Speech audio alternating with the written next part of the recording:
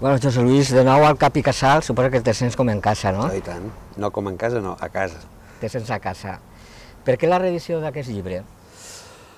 Perquè aquell llibre que va ser escrit fa 7 anys i publicat en fa 6, quan va sortir molta gent va creure que allò que deia estava fora de lloc, que era una il·lusió, que eren idees pròpies d'un visionari, i el que es diu en el llibre resulta que avui és hegemònicament assumit per la societat a Catalunya i que les idees que es defensen al llibre doncs, són les idees que han acabat guanyant, no? I per tant és d'una actualitat rigorosa. En 2007, en aquest llibre que ara reedites, plantejaves obertament que la via federalista era inviable i que la independentista era l'únic camí per a Catalunya, no? Com siga, no creus que al final justament l'única manera de fer viable l'estat espanyol, atesa la situació de Catalunya, siga modificar-ho en el sentit d'un federalisme asimètric en què se senten còmodes Catalunya i Euskadi? De fet, el PSOE ha recuperat la bandera fins i tot i el PP ha insinuat que estarien disposats a fer canvis en o un joc de trens. No, això és ciència-ficció, és a dir, això Espanya ni ho vol ni ho ha volgut mai. Espanya ja està bé com està, Espanya no es vol modificar, no vol canviar, Espanya no vol ser d'una altra manera, Espanya és al·lèrgica a la diversitat, Espanya no admet la diferència, Espanya és una nació, una llengua, una cultura, una bandera i una religió. I tot el que surti d'això no té res a veure amb Espanya i Espanya no ho vol. Per tant, el federalisme depèn de dos. La independència només depèn d'un sol, no? I per tant, per això jo crec que ja no té sentit que perdem ni més diners, ni més energies, ni més temps a intentar convèncer Espanya de res. A Catalunya ja estem convençuts que amb Espanya l'únic que podem fer és eixir-ne, res més. Des d'aleshores que vas escriure el llibre han passat moltes coses, no? Entre una d'altres la fragmentació espectacular del PSC, que en les enquestes se veu, no? Què creus que passarà? Perquè sense el PSC la unitat civil i política a l'entorn de la independència a la que sempre has apel·lat sembla lluny d'aconseguir-s'hi. Notes el perill d'una lerussació dels socialistes? No, jo crec que el que sí que passarà en qüestió de pocs anys, que ja està passant, és un canvi profund en les sigles i en els noms dels partits que són importants a Catalunya. Però que hi hagi un partit que hagi estat molt important i que no ho sigui tant, Esquerra Republicana li va passar el mateix. Als anys 30 va ser molt important, els primers anys de la democràcia després de la mort del dictador ho va ser poquet i ara ho torna a ser força, no? Per tant, no, jo crec que a més la gran crisi del Partit Socialista encara no ha arribat a Catalunya. Aquesta encara no ha arribat, arribarà, serà molt greu, però hi haurà nous partits que ocuparan aquest espai. També hem vist noves formes d'organització política, en part formades al voltant de l'eix del sobiranisme, com el moviment engegat per la Montse Teresa Forcades. Com el valores?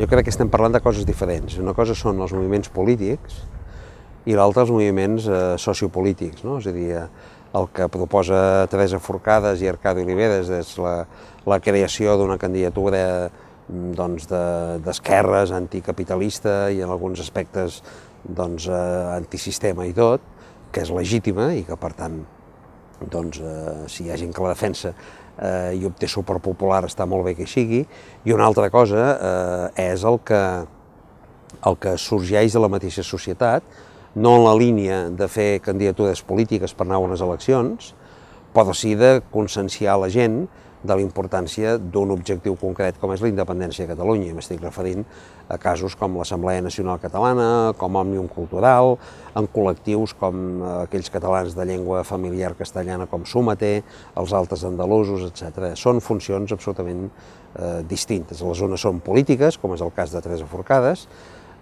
i per tant es veuen no ella, però sí la gent que hi doni suport competint per obtenir uns vots i uns escons al Parlament i uns altres que van en una direcció molt concreta. També teniu allà dalt partits com Ciutadans o la CUP. Quin paper poden desenvolupar en el procés sobiranista o en la independència? Bé, crec que, òbviament, es tracta de formacions polítiques antagòniques, no? És a dir, la CUP és una formació d'ideologia socialista, independentista i que defensa l'àmbit de països catalans i per tant està clarament identificable des del punt de vista polític que és el que representa, i Ciutadans és un moviment de base nacionalista espanyola, profundament anticatalana, però que es revesteix de formes estètiques modernes i amb plantejaments d'una pretesa radicalitat democràtica que li donen un aire de cops així una mica antisistema o antielits, però que a la pràctica tothom sap què és el que defensen. De mica en mica van sumant-se algunes veus del discurs unionista. Recentment el publicista Lluís Bassat, que assegurava que l'eslògan que Espanya es roba era una mentira, no? També assistim a assumir algunes sortides de to, com una de Toni Albà, que en el tuit va dir que, en castellà, el Estado ha causado más muertes que el terrorismo, ho va dir el 11M, no? El dia del 11M. No creus que està això fora de lloc, dir aquestes coses en una data tan significativa? Bé, crec que parlem, com molt bé has dit, de coses diferents, no? És a dir, jo crec que una cosa és l'opinió de publicista que pugui tenir un publicista tan respectable i tan intel·ligent en el seu camp com pugui ser Lluís Bassat. Si ell creu que l'eslògan és adequat o no, és una opció professional que jo la respecto, no? Ja està, a punt, no té més transcendència, no? El que diu Toni Albà, potser el que és discutible, diguem-ne, és el moment en què ho diu, no? Però, òbviament, jo tinc escrit i defensat que no hi ha cap idea que valgui una mort, no? I tan abominables són les morts fetes des d'una guerrilla urbana com fetes des d'un exèrcit uniformat. I el que sí que és cert és que en la història d'Espanya són infinitament moltíssims més els centenars de milers de morts per la via de l'uniforme militar que no pas per altres vies, també des del meu punt de vista absolutament rebutjables. És evident que l'estat espanyol no va consentir el referèndum del 9 de novembre, segons ells. Se va cap a unes eleccions plebiscitàries? Jo crec que l'estat espanyol s'equivocarà davant la comunitat internacional si impedeix que el poble de Catalunya pugui votar en referèndum. Però crec també que el 9 de novembre s'equivocarà el govern de Catalunya i aquells que li donen suport si impedeixen que, ja que no podem votar en referèndum, no puguem votar en eleccions. Perquè el 9 de novembre hem d'anar a votar. I si Espanya no ens deixa votar en referèndum, el govern de Catalunya ha de fer possible que votem en unes eleccions. Perquè si això no passa, la gent no ho acceptarem. Els ciutadans volem anar a votar, i volem anar a votar el 9 de novembre. I no admetem que ningú vulgui retardar per més temps el que és un desig, una voluntat i un dret democràtic. I per tant, a mi em sabria molt de greu que, amb el pretext que fos, algú pretengués allargar i allargar i allargar una situació que ja no es pot allargar més. Tu penses que el dia 9 de novembre hi haurà referèndum? Jo crec que el dia 9 de novembre anirem a votar, però no crec que el 9 de novembre anem a votar en referèndum. La Constitució espanyola contempla figures que donen por, com el tema de l'exèrcit. Tu t'imagines Barcelona invadida per els tanques? No, m'imagino això en la imaginació d'alguns espanyols, no? Però, feliçment, una de les coses bones que té formar part de la Unió Europea, en té moltes de dolentes, moltes de negatives, és que això no pot ser. I, per tant, aquesta mena de tirada nacional cap a l'exhibició de la força militar tan característica de certa cultura política espanyola, en el marc de la Unió Europea és impossible. És a dir, per més que els passi pel cap, no podran treure els tancs al carrer, perquè què faran? Treure els tancs per apuntar on? Els ciutadans? Per apuntar on? El Parlament de Catalunya? És a dir, un estat democràtic europeu apuntant un Parlament democràtic europeu també? Això és inviable, per tant, això és un escenari que no serà possible. En trobem tant a les Illes com a Catalunya també i al País Valencià una mena de repressió contra la llengua, no? I sobretot al País Valencià ens estan donant estopa en el tema de la llengua. El Partit Popular el que vol és erradicar el valencià. No ho veus un poc surrealista en els polítics valencians, sobretot els que manen? Bé, jo crec que des del franquisme mai hi havia hagut una persecució sistemàtica tan metòdica, regular i violenta contra la llengua i la cultura pròpies com la que està passant en aquests moments a Catalunya, al País Valencià i a les Balears, no? Amb uns matisos diferencials. En el cas del País Valencià i de les Balears, el que es va a atacar i a erradicar és la identitat filològica científica de la llengua. Perquè diuen, home, a la que la gent prengui consciència que el que parlen és el mateix que parlen a Catalunya, algú pot arribar a la conclusió que poden optar també per les mateixes solucions que adopten aquells que parlen com ells, no? I per tant el que es tracta és d'aïllar el País Valencià i les Balears de Catalunya i d'aïllar-los primer informativament, és diguem, el gran desert informatiu i comunicatiu que és avui el País Valencià, comporta que la informació ve teledirigida des de Madrid, és a dir, el País Valencià, amb algunes excepcions notables com vosaltres mateixos, la informació és espanyola, és madrilenya, no hi ha res. La informació pròpia és molt sectorial, molt concreta, en àmbits determinats, local, comarcal, etc.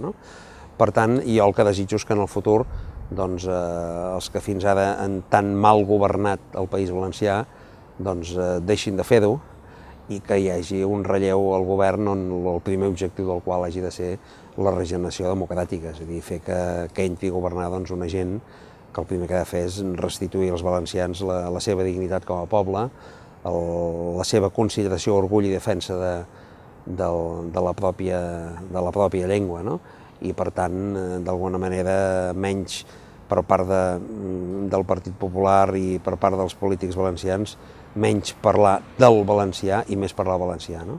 Perquè si no, no és creïble. És a dir, un discurs que només utilitza la llengua com a factor de confrontació, però no per utilitzar-la, és un discurs fals que amaga altres coses. I el País Valencià el que li cal és un govern net, un govern democràtic, un govern que el que volgués contribuir a modernitzar el país, a dotar-lo de les infraestructures que necessita, donar suport a l'exportació, a l'empresa petita i mitjana, a fer polítiques de qualitat en el terreny de la salut, de l'educació, de l'habitatge i deixar de posar la mà a la caixa.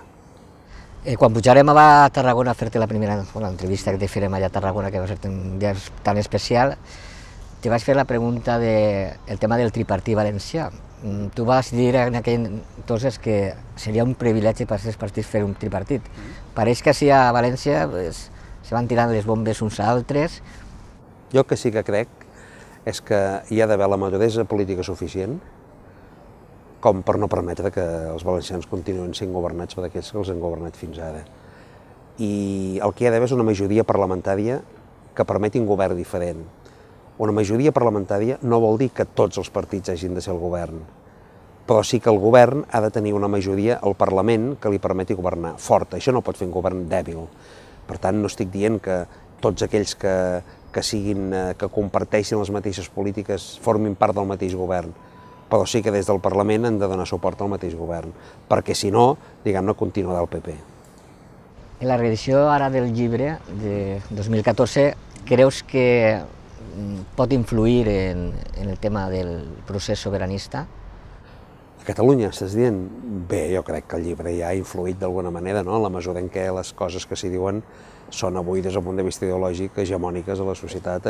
Parla de a la gent jove que s'ha incorporat ara a la societat civil. Sí, jo fins i tot em permeto una maldat, no? Quan dic que el llibre té una dimensió interactiva, una mica com de novel·la negra i intriga, perquè el que no es diu és el lector, perquè això ha d'averiguar el lector, en quines pàgines del llibre surten citacions literals del llibre que sense citar-lo estan fent més d'un i més de dos líders polítics a Catalunya avui en aquest moment. Per tant, això ja és positiu, perquè vol dir que hi ha polítics que llegeixen i això sempre és bo.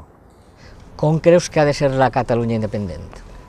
Doncs ha de ser una Catalunya democràtica, una Catalunya que aspiri a l'excel·lència, que aspiri a ser un país diferent. El fet de constituir un estat independent nou et permet fer les coses de manera diferent i fer les coses noves, no? I per tant una Catalunya profundament regenerada democràticament, que persegueixi sense manies la corrupció i que construeixi un país del qual te'n puguis sentir orgullós, no? I un país que permeti qualitat de vida als seus habitants i que inverteixi sobretot en temes que avui ja són fonamentals, com en la recerca científica. Tenim científics magnífics que estan fent descobriments en l'àrea de la medicina i en altres àrees, però que després no poden tenir continuïtat, per desgràcia. Doncs ja està. Molt bé.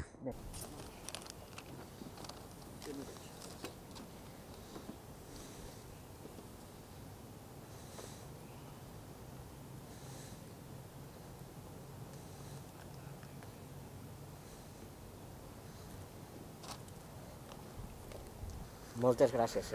A tu.